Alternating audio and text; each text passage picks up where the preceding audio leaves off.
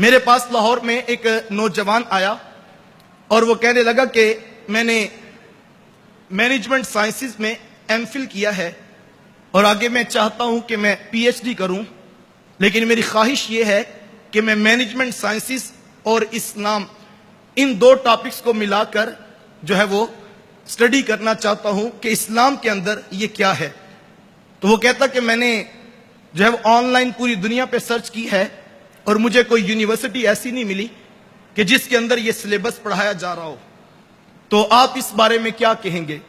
تو اگر کوئی مجھے رہنمائی مل جائے تو میں نے صرف اتنا کہا کہ جو آپ بات کہہ رہے ہیں اگر ایسے ہی ہے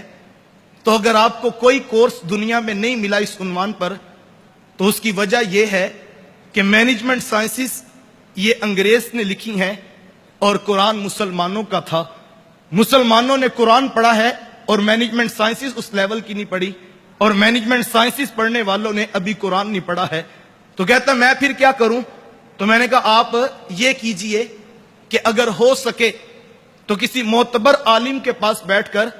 آپ تفسیر کرنے کے رولز اینڈ ریگولیشن سیکھ لیجئے، 4 ماہ لگیں 6 ماہ لگیں، تو جب وہ سیکھ جائیں تو پھر آپ ایک روم میں 1 گھنٹہ نکال سکیں، 2 گھنٹے نکال سکیں، تو آپ جتنی مینجمنٹ سائنسز آپ نے پڑھی ہیں میں نے کہا وہ حاضر ذہن میں رکھ کر پھر آپ قرآن مجید کی تشریحات کو پڑھنا شروع کر دیجئے۔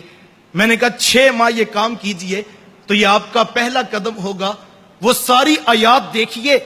جہاں پر اسلام کے قرآن نے مینجمنٹ سائنسز کو ڈیفائن کیا ہے،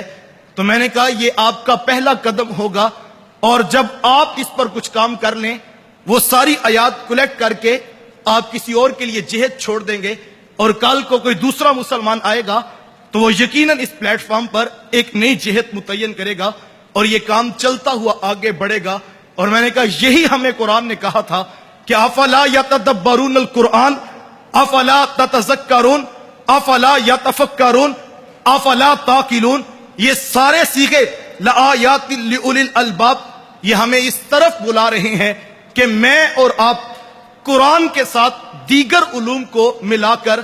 قوم کے سامنے، دنیا کے سامنے ایک نئی جہد کو ڈیفائن کر سکیں۔ تو اس زاویہ نظر سے جب ہم کام کریں گے تو یقیناً نتائج مختلف پیدا ہوں گے۔ ادارۃ المصطفیٰ کا ایک شعوری سفر ہے اور فکر اور آگہی کا نور بانٹتی ہوئی یہ تحریک ہمیں اس طرف جو ہے وہ بلا رہی ہے، اور الحمدللہ میرے کارواں کے